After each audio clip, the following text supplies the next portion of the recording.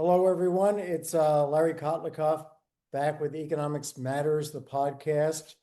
I'm delighted to have Anders Åslund, the noted global, but also Eastern European specialist economist with an extraordinary track record of understanding and working with Eastern European governments, the nice ones, the good ones, Anders, thanks so much for coming back. We have lots of critical global geopolitical problems going on right now, and we want to discuss those with you. But let me just quickly, for those who don't know Anders, he's been on the podcast before, but let me just describe his background just very quickly.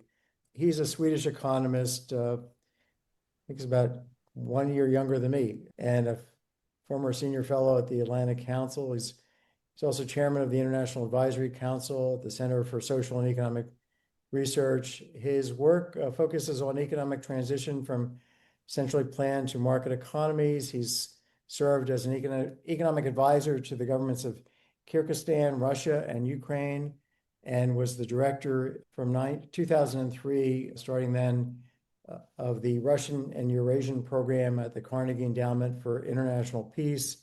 He was an advocate of early, comprehensive, and radical economic reforms in Russia and Eastern Europe.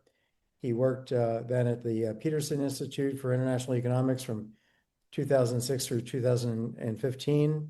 In 2013, neoconservative David Frum wrote that Anders Åslund at the Peterson Institute is one of the world's leading experts on the collapse of the planned Soviet economy.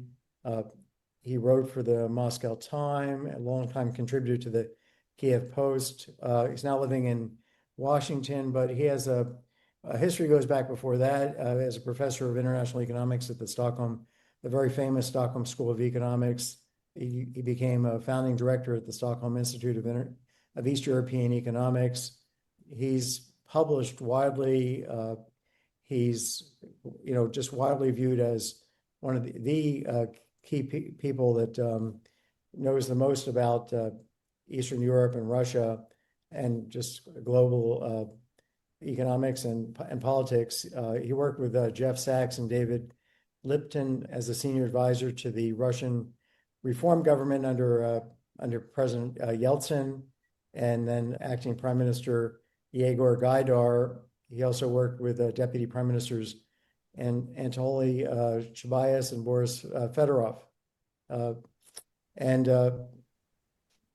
Anders has done a lot of work in the Ukraine with both the government and with some of the entities in the financial sector, some of the banks. But if you look at Wikipedia, you will see a list of books that he's written that start. The first book is 1989, Gorbachev's Struggle for Economic Reform. That was Cornell University Press. And we have Cambridge University Press in 91, Market Socialism or the Restoration of Capitalism. Then the list just goes on and on. One fantastic press after the next: Cambridge University Press, Brookings Institution Press, Carnegie Endowment for Peace. And we end up in 2019 with a book called Russia's Crony Capitalism, The Path from Market Economy to Kleptocracy, Yale University Press, 2019. Also in 2019, we have Putin's Economic Policy and Its Consequences, Oxford University Press. So if you look at his list of books, you get really a tour of economic history of Russia and Eastern Europe. And anyway, Anders, it's a delight. I strongly recommend everybody look at his work and his writings, but also spread the word on this podcast.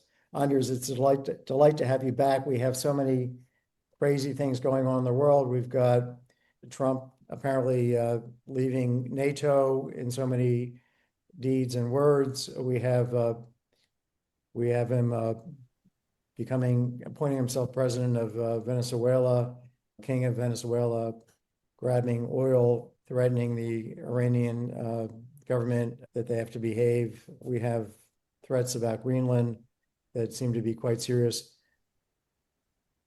Give us your take, give us a world tour. Also address this question, if you would. Is our president, who I think is absolutely clearly narcissistic, who has a mental illness, he can't be out of the limelight for 10 seconds, or for let alone a day. Is he becoming worse with age? Because narcissism can actually get worse. Are we seeing the fruits of mental illness, exacerbating mental illness here? And what does that mean for the world? Thank you very much for all your kind words, Larry. I, of course, won't protest anything of what you said. But when we turn to Trump now, I think that Trump is rather easy to understand, actually. If you think of it, first, it's power. Second, it's money for himself and his family. And thirdly, it's vanity. The vanity effect is very important. He wants to dominate all the media in the world every day. So it's very much the sensationalist who wants to do anything. As some people say, it doesn't matter what you write about me, but you have to spell the name right. This is Trump. But then the last point you touched upon, which is of course not our specialty, it is Trump mentally ill? Why is a man who has got absolutely everything he could possibly imagine, is so revengeful, is so furious all the time? He lacks all ability to be grateful. Clearly this is something wrong with him, and one would hope that he could get some mental aid, which he clearly can't get. And we as the US voters would like to get a clear answer. What is the situation? We want to have some transparency about this situation, which we don't have. And in terms of the madness, the attack now on Greenland, it makes no sense whatsoever. It's quite obvious that if Trump seizes Greenland, which I don't exclude, then NATO would disappear. There's nobody who wants to be an ally of a country that attacks you. NATO has had certain problems between Greece and Turkey, but they have not been the central power of NATO. So NATO has rather been a mediating force between Turkey and Greece. If the dominant power in NATO attacks another country for no reason whatsoever, then NATO is over. And who would benefit from this? Well, most of all, Putin, and secondly, China. So you can say that we cannot be quite sure if Trump works for Putin or Xi, but he certainly doesn't work for the United States. This makes no sense. So what Trump is doing, it's pursuing a kleptocratic regime. And if we look upon Venezuela, I think that most people were happy to see Nicolas Maduro go, and not perhaps in the most nice fashion. But this is a terrible person who was a dictator of Venezuela without any political mandate. But what does Trump do after that? He says it's all about oil. He doesn't want democracy. He's not supportive of the elected president of Venezuela, and or the person who instigated his election, Maria Corina Machado. So he wants instead to give power to Maduro's number two, who's one of these kleptocrats, married to the speaker of a so-called parliament in Venezuela. So these are dictators and kleptocrats, and that's what Trump wants. And then he takes oil from Venezuela and the money is being paid into a bank account in Qatar. I mean, this is money laundering. Qatar, that I hadn't heard. That really? Yeah. It's official. So this is as atrocious as it gets. And Trump has abolished essentially all US controls of corruption and money laundering. So US companies are now allowed to corrupt politicians abroad. This is simply a policy of undermining not only democracy and social services, but also the rule of laws. So this is really quite atrocious. What I can't understand is that 45% of the American voters think this is okay. That's the latest. I thought his approval rating was now more like around 30%, but you're saying No. You think it's around 45? Real Clear Politics has it. At 45. Wow. Yeah. So if we trace through what would happen, I understand today Trump is landing more troops in Greenland. Now, you expect if he were to actually declare that he had taken over Greenland, basically remove the Greenland government from office, and move troops into the capital, that the U.S. Senate would do anything? I don't know. We have seen repeatedly that it has looked as if the Senate would block something. And then in the end, it has been only a couple of people who have really stood up, 2-3 senators. So I dare not believe it. At the most, it has been 5 out of 53 in the Republican majority in the Senate, but those have not been the critical votes. I mean, Lisa Murkowski, Susan Collins, Mitch McConnell, Rand Paul, and Tom Tillis are the 5 people who sometimes go against Trump on critical elections. But let us look upon why does Trump want this? The US has an agreement, a security agreement with Denmark from 1951 that gives the US all rights it possibly could want for military and national security purposes in Greenland. The US had 20 bases, military bases on Greenland. Now it has only 2 because it has chosen to do so. The US could do much more. And then, so the national security argument that Trump claims, it doesn't exist. And then he claims that there are Russian and Chinese submarines all around Greenland. There's no evidence of it. And I don't follow this closely, but I have not seen anything in the media about it. So this is probably a lie. Surface ships too, as I understand. There's no surface ships either.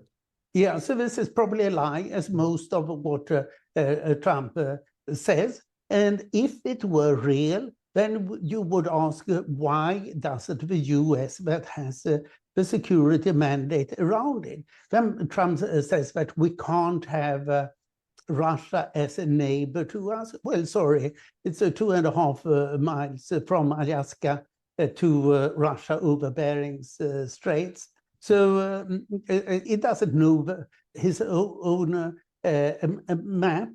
And when it comes to the rare minerals, there have been lots of articles now written about how impossible it is to dig out any minerals in Greenland. Most of the island is still covered by 1 mile of ice, and it's rather difficult to get through it.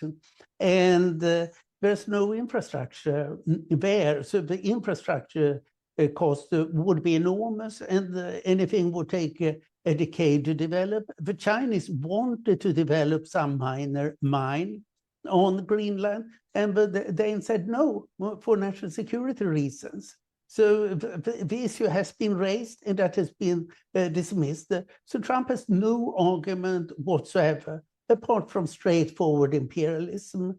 It was discussed in 1867 to buy Greenland in the same way as Alaska. It was discussed in 1916 when the US bought the Danish Antilles, St. John and St. Thomas in the Caribbean. But then the US guaranteed the ownership of Greenland to Denmark. And then it was discussed by Harry Truman in 1946 after World War II. But there was no agreement, and Denmark did not want to sell Greenland. So there is a historical precedence for this, but it doesn't mean that there's anything true. And then going back, the Vikings apparently settled in Greenland in 985, slightly before the United States was founded. And then you had Vikings living there who became Catholic for about 500 years. And then in 1721, the Danes sent an expedition there to find out the Norsemen that they thought still lived in Greenland. And it turned out that they were all dead, so that they were no longer there. They found a number of church ruins, but then they decided that Greenland belonged to them, and that has been the case ever since. And of course, 1721, it's slightly before 1776, when apparently the United States was founded. How financially secure do you feel? Imagine a tool to help you make smart financial decisions. A tool that factors in all your financial data and shows what you can safely spend every year for the rest of your life. That tool is Maxify. Powerful, accurate, and easy to use. Developed by Boston University economist Lawrence Kotlikoff, Maxify takes the guesswork out of financial decisions at every stage of life. Maxify calculates what you can afford to spend now and throughout retirement. And you can run what-if scenarios to see how your finances might change by taking a new job, buying a home, or downsizing. Knowing the impact before you decide lets you make smarter decisions so you can finally enjoy financial peace of mind. Are you ready? Visit Maxify.com today to start planning. That's Maxify with an I. Maxify, Maxify.com. So if we think about the repercussions, let's suppose that the worst happens here. Trump occupies the capital of Greenland, which apparently, obviously could do in 10 minutes, and puts the US flag on top of Greenland. NATO is kaput. What does the EU, the European Union, and the UK do in response? Do they realize that now Putin could move in the next day? I guess maybe the first question would be, what does Putin do in response? Does he say, well, I'm having a hard time here in Ukraine, but the Balkans look pretty easy to take. Let me just roll in there, and the US is not going to come to stop me. What do you see happening in that scenario? Do you see Finland attacking Russia? Do you see Sweden attacking Russia? Do you see Germany, Poland coming to the Balkans, the Baltics, not the Balkans, the Baltics, Latvia, Lithuania, and Estonia? Do you see a war coming? What will definitely not happen is that anybody will attack Russia. That is out of the question. But what is happening already, a number of European countries, Sweden, Norway, Germany, France, sent troops to Greenland yesterday. Very limited numbers. These are, so to say, tripwire support for Denmark. The Danish commander-in-chief said yesterday that Denmark will fight if the US tries to occupy Greenland. And while Greenland has a very small population, these are very cold times. And this is in the midst of a winter. You don't want to go up there if you don't know how to fight in winter conditions. The US troops don't know how to fight in winter conditions. the Nordic soldiers do. So you would end up in, not that it would be a bloody thing, but it would be a very confusing issue. I doubt that we would see any bloodshed or even a shooting, but it would be some kind of a military stand off on that side. But what the EU has already discussed seriously, that is not to ratify the trade agreement with the US. So I think that we would get a disruption of trade between Europe and the US. And the big losers on this would be the big US tech and financial companies that are dominating credit cards and social networks. And so I think that one of the first countries to go would be Elon Musk's X, which has so many problems even before. So we would see a serious disruption. And of course, in the prolongation of this, NATO would disappear, or rather NATO would become a non-US organization, since the US is not a reliable ally. So just repeat, the countries that have, I didn't see this in the news, I've been busy today, it was today then that you're saying that NATO countries or European countries have moved troops over to Greenland. Which countries are they again? Germany and France have taken the lead. Sweden and Norway have sent some troops, but it's extremely limited. I heard Germany sent 13 officers, Sweden, I think 8 officers. So it's completely symbolic. Oh, so are they stationed in the capital? I presume so. I don't know the details. I see. Okay. Could you envision a complete trade embargo against the U.S.? Could you envision Europe kicking all U.S. troops out of Europe? Well, I think first we would see that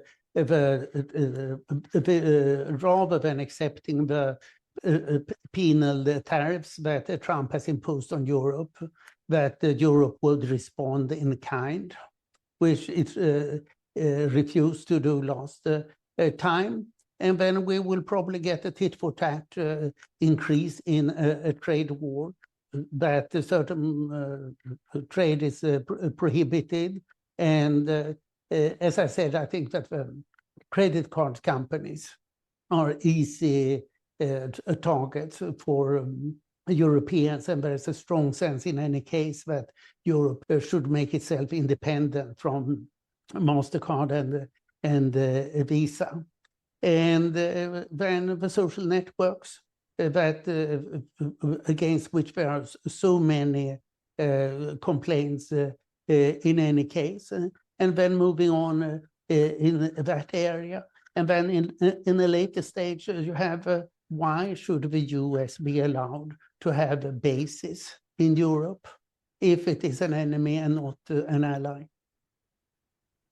We've gone from, here to here, day and night, between last January 1st and now January 15th of a year later, talking about the unimaginable. Are we failing to imagine some things that, could the U.S. potentially say, look, we're not leaving the Ramstead Army base, we're going to take over Germany. Germany is ours. Who would be able to stop the U.S.? We now own Europe. I'm now the president of Europe, and this is manifest destiny of now taking. Do we have a modern day Hitler here that we need more Lebensraum for the Americans? How crazy could this get? And also forgetting that, which is really extreme, but what about Putin's invading the Baltics like the next day? If NATO falls apart, the next day we see Russia says they were attacked by Lithuania, and bingo, their troops have occupied all the Baltics. What happens the day after? Yeah, I'm not very afraid of the Russians because they are fully occupied in in Ukraine as it is. They don't have operational reserves, as the term goes. So they can't do anything more. And the Baltic countries are as prepared as they can be now. I've visited Estonia and Latvia and also Finland last summer. And in particular, the Estonians are as prepared as they can be. And 1.5 years ago, I went to Narva to see what it looks like. And it's only 150 meters across the Narva River between the two countries. And there is a bridge that connects them, but this would not be easy. And the Estonians are fully prepared for guerrilla warfare. And the Russians know that. So I don't think that the Russians would even try going for Estonia, because the Estonians are very well prepared to fight as it is today, and they have all the time had proper conscription. So we're talking about 100,000 troops. We're talking about well, the population is 1.3 million, so 100,000 troops approximately, yes, that they can bring up with the reserves. And the Finns have with reserves 1 million troops. So the Finns are the most serious ones. And of course, the Poles also are quite serious. So the countries that are weak are France, Germany, Italy, and Spain. The big countries that have not spent enough. But now Germany has clearly changed the course and is joining the Nordic and Baltic countries together with Poland. So we are seeing now in Europe a strong division. The North is prepared, while the South is not. And while politically, there's no real difference. Spain and Portugal are as strongly supportive of Ukraine in policies as the North. And what about Sweden? What would Sweden do in the context of Lithuania being invaded? Maybe not Estonia, but Lithuania. Sweden has troops, if I remember rightly, in Latvia. So most countries have now moved some troops. It's a very small number, and they're probably not very, very serious troops. But any idea how big the Swedish army is? I dare not say. I would get it wrong. Yeah, I see. I did my military service, 15 months. A while ago. I see.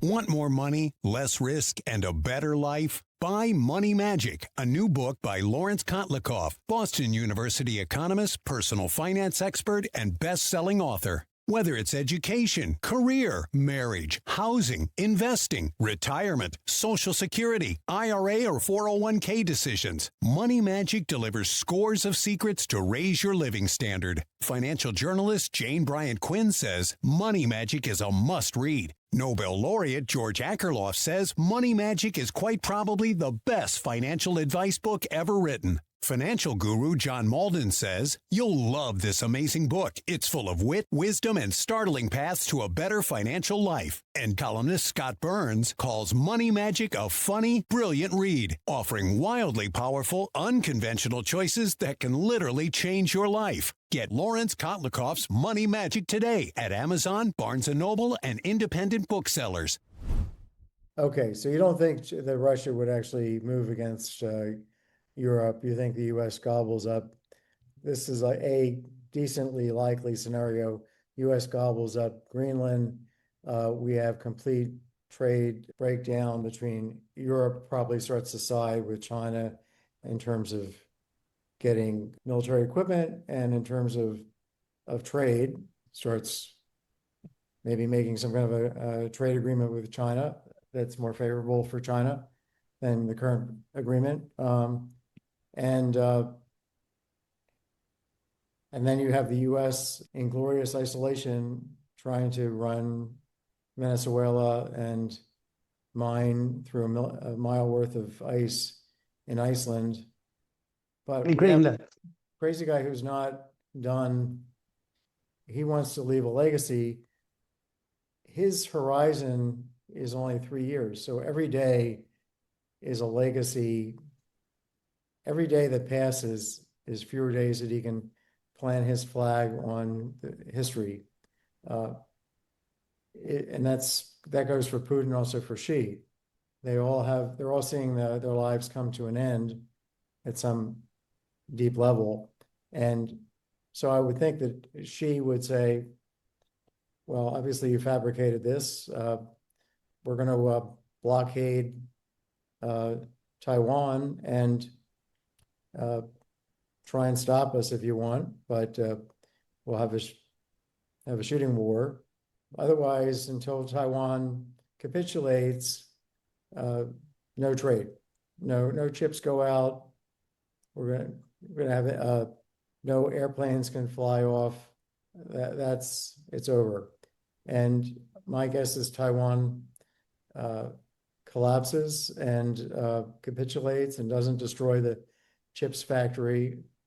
And now we have the US without chips, the rest of the world without the kind of advanced chips that are needed. Or I don't know that you could plan a better way to destroy the United States of America than what he's been engaged in. So one question I have, is he a moron? I think he's a narcissist. I think that's clear, but whether he actually has any clear objective here or not. If he were a Russian asset, which you suggested in our last podcast, this might be exactly what he was kind of programmed to do, to think very carefully about how to disrupt everything, undermine Europe, undermine NATO, help if Russia and China are in cahoots, how to help Xi, how to normalize Russian behavior and Chinese aggression against Taiwan. Do you think this is planned out, or do you think this is more just Trump wakes up this morning and does something? It feels like it's more a bit of both. But let's move back. I don't think that the US will actually take Greenland. I think that this is so stupid that even Trump can be stopped. And I'm not quite sure how it can be stopped. But the natural thing would be that the Senate, Lisa Murkowski and Tom Tillis actually put down the foot and say, this can't be done. You destroy NATO now, and we are not in favor of it. But a massive majority of the Americans, about 2/3, are in favor of support for Ukraine. And Trump has managed to stop all aid to Ukraine from his first day in office. But you can also say that Trump was stronger in the beginning than he was now. And of course, the main thing for Trump seems to be the Epstein files. It's so obvious from all the photos we see on the social media that Trump has been there with very young girls in a not very appropriate fashion. And this is just hidden. So I think that the Epstein files will be what harms Trump. And I think that he is fighting for his life now in order to keep them hidden, because if it comes out for one reason or the other, he thinks that he can't stay president, which would be appropriate. So I think that in addition to what you said, we see a very afraid man who's really trying to cause as many scandals as possible to hide what is really happening. And then with regard to Russia, the best way of understanding Trump in his policy towards Russia is that he is a Russian asset. I had an article in Kiev Post the other day pointing out that everything he does is essentially to the benefit of Putin. Now, yesterday, he complained that the big problem to get peace is Zelensky and not Putin, which just shows that it's not serious. He has blamed the war on Biden and Zelensky, but never on Putin. So it's whatever his reason. And I think that Craig Unger's book, The House of Trump, The House of Putin, is providing so much evidence of Trump's strong connections with Russia since 1987 that... Which book, what's the name of this book? It's a House of Trump, House of Putin, published in 2018. Craig Unger is the author.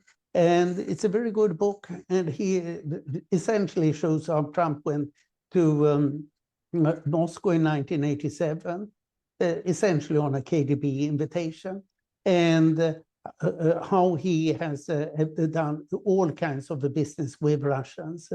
And Russians or other rich people from the former Soviet Union have been his main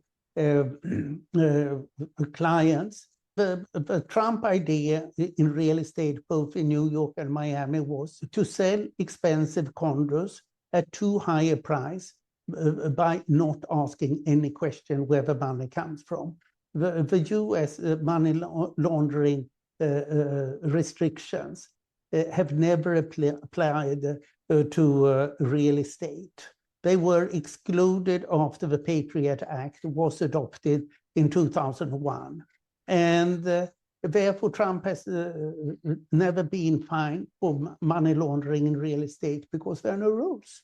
The US allows money laundering in real estate all along. And while he has been fined twice for money laundering in his casinos, because money laundering rules apply to casinos.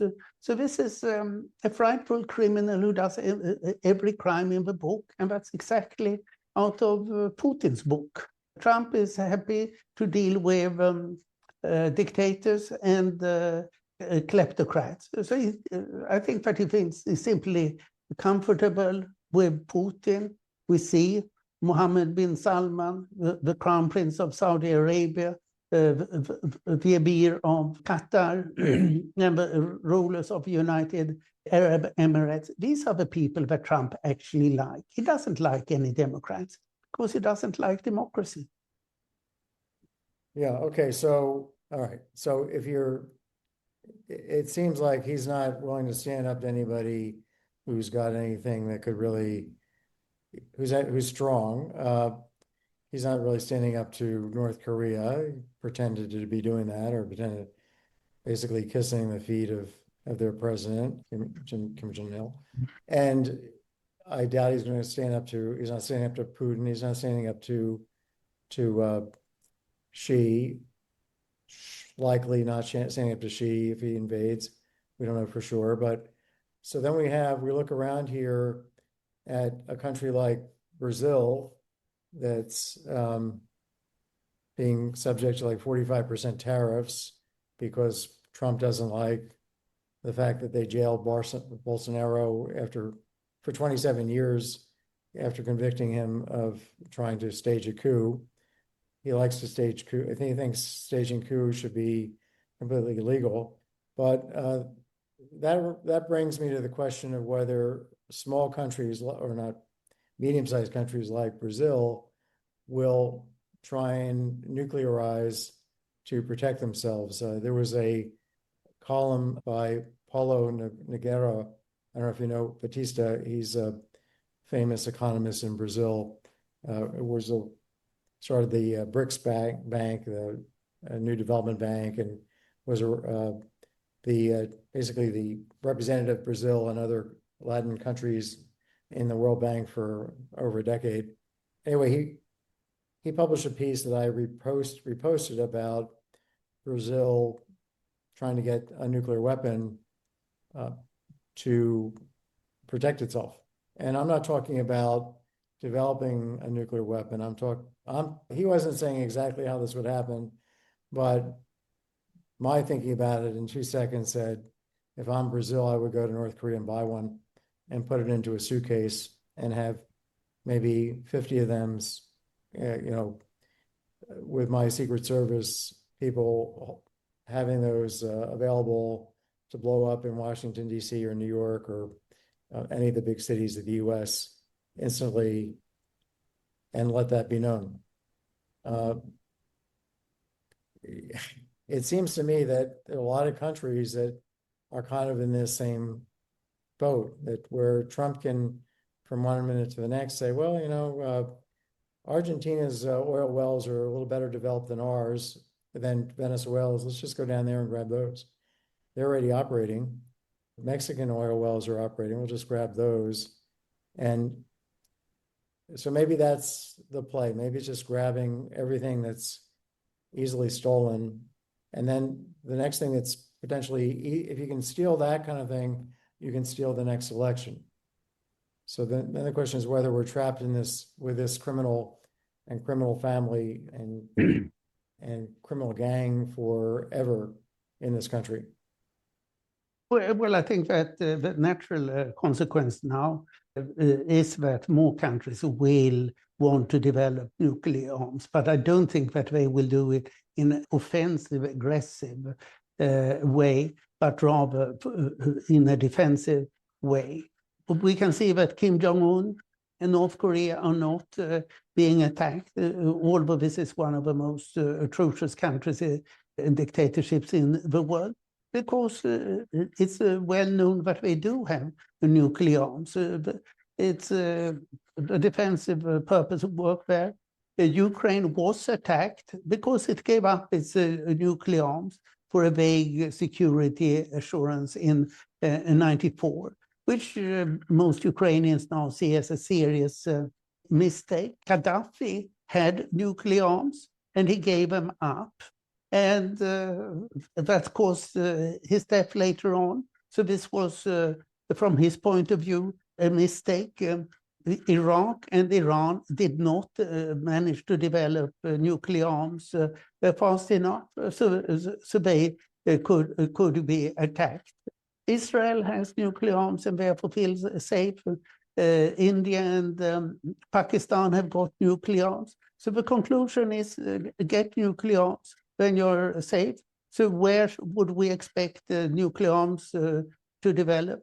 Germany, so that it can work together with France and Britain on a nuclear umbrella for Europe when the US is clearly no longer reliable. Japan and South Korea to balance North Korea and China, Saudi Arabia to balance Israel. So we are likely to get more nuclear arms since the nuclear arms proliferation treaty in effect have fallen apart, even if the treaty still exists. So there are many nuclear powers that are unofficial. I mean, India, Pakistan, and Israel at least. So this is the natural consequence. So I guess it's one thing to have a nuclear weapon, another thing to try and to be able to deliver it, right? And yeah, so that's why I'm thinking that suitcase bombs is a lot more efficient and cheaper than having a missile system that would be an easy target for a first. But then you need a jihadist, and there are not that many jihadists around, fortunately. Yeah.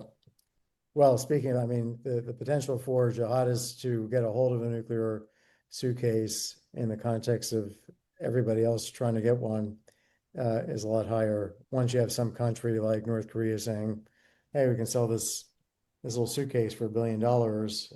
And a suitcase nuclear bomb apparently is a real reality. I think it goes back to even 1960. Thomas Schelling, the famous economist, got the Nobel Prize for... I knew him. Yeah, Tom's great economist, talked about nuclear suitcase bombs back then. Yeah, it seems like we've opened up, Trump is opening up Pandora's box, and the people around him are trying, it seems, to out-Trump Trump. Is that your sense too? That Trump is, I don't know how much of the puppet show he's really orchestrating, or whether we have people like Kristi Noem and J.D. Vance and Navarro and Stephen Miller all these actors who are kind of children dressed, pretending to be infants, as far as I can tell, in terms of their behavior, whether they're saying, well, I've got to show my boss every day that I need to get his attention to keep, to move up in this pecking order. I don't know if you recall seeing that cabinet meeting where Trump was being praised by one after the next over a couple of hours by the members of the cabinet. And these folks are praising him and he's visibly asleep. So they're doing this out of fear. They're so afraid that if they stop praising him, he might wake up out of the blue and not hear the groveling in a full-throated manner. I mean, this to me was right out of The Onion or South Park, that scene. It seems to be that bad. You know, Larry, it was the same with Stalin. The only way of being safe with Stalin was to part with him, be even more radical than Stalin. So you had one NKVD boss after the other who did, admittedly, in the end they were executed. And we can see now that Trump is complaining that is alleged unofficially that Janine Pirro started indicting Powell without his knowledge. And he complains about Pam Bondi, that she has not managed to indict Letitia James and James Comey properly.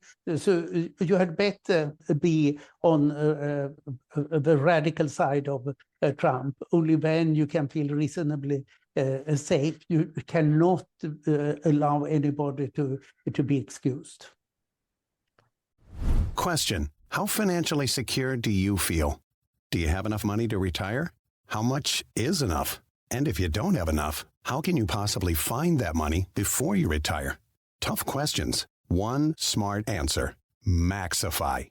Maxify is the powerful online planning tool that takes the guesswork out of retirement. Maxify compares your assets against your fixed expenses to calculate how much you can safely spend every year for the rest of your life.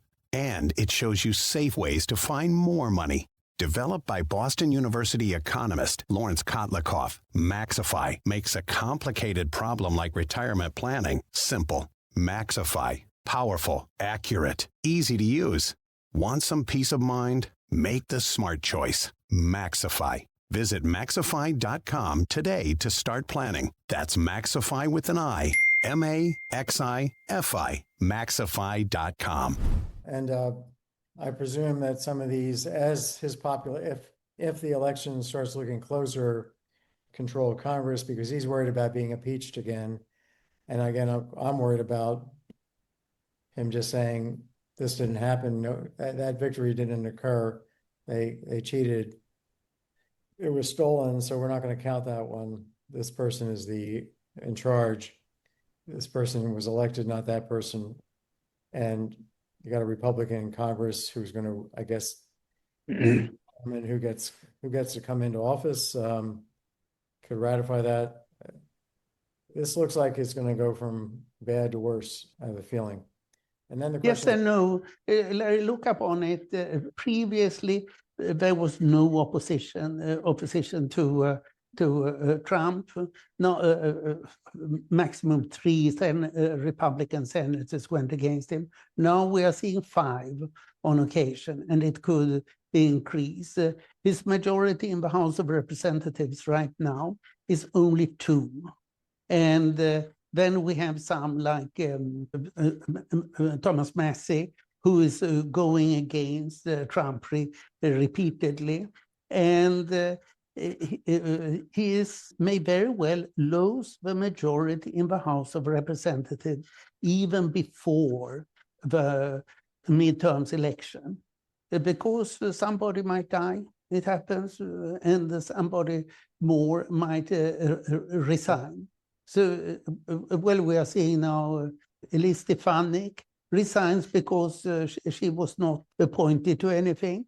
She wanted to run for governor of New York, and then she says, okay, will not stay on. I think she only wanted, did not resign immediately, but she will not stand for a new election. But if you treat so many people so badly, you don't get people standing up for you. So Trump is really causing trouble for himself, being so divisive, so vindictive. You can't rule in a still relatively democratic country with only fear. You need something more. Yeah, I mean, Marjorie Taylor Greene is another good example of somebody who's defecting and enough. What it was that made her see the light is she was so enraptured by Trump. Well, it was the Epstein files, and of course there were even this Lauren Boebert and Nancy Mace that I wouldn't say anything positive about, turned against Trump over the Epstein files. What do you think is actually in these files? What might be, I mean, it could also be that let's say he's not really in the files and he's just putting on a show. I mean, he's a showman, right? He's into... Well, I think that we do know what is in it because we have seen all the photos, and we know that he has been on Epstein's flight at least 8 times, and he has been to the island 4 times. And there are lots of photos of Trump with underage women. And we don't need to have much imagination or knowledge about Trump to think that we know what he did with his. So I think that it's underage sex. And why have none of these women come forward and accuse him publicly? They have. There are 27 women who have accused him of sexual abuse. 27? Yeah. I wasn't aware of that. Yeah. So I don't understand why this doesn't get more circulation. Well, you know, this Jean Carroll, who admittedly not underage, she won a massive case against Trump. But the problem is that Trump sues everybody for defamation, and these defamation suits are enormously expensive. So did he make deals with these 27 women where they signed some non-disclosure agreement for money? You think that's what's going on here? Why they haven't? Well, we know this porn star that she was offered $130,000, and it was Jean Carroll, if I remember rightly, it was $500 million that she won in her defamation case, which of course he would pay for one reason or the other. But these are enormously expensive to get into these defamation cases. So you see now that Trump is suing BBC for $20 billion, and this is his standard. And it doesn't matter in a US court if you have no basis for it. It's the costs of being represented that are excessive to most of us ordinary people. Yeah. Okay. Give us, as we wrap up here, give us some words of encouragement here. Let's try and finish up on an upbeat note, if there is one to be had, about. Let's think of a good scenario. We've talked a lot about the downside scenarios. What about an upside scenario out of all this? Yeah, I don't think that Trump can really get away taking Greenland. I think that the European Union will unite in this obviously atrocious case against Trump, and that this will be good for Europe. And I think that the US Congress, I'm not sure the Senate or the House of Representatives or both of them, will finally stand up against Trump. So that right now we might see that Trump is about to peak out. He has not peaked out yet, but he seems to be close to it. And then there is a possibility that the US can become a somewhat more normal country again. Well, that's a optimistic way to end the podcast. I really appreciate your coming on, Anders, and we will stay in touch and have you back very soon. Thank you so much again. Thank you very much, Larry. Well, it was nice to talk to you.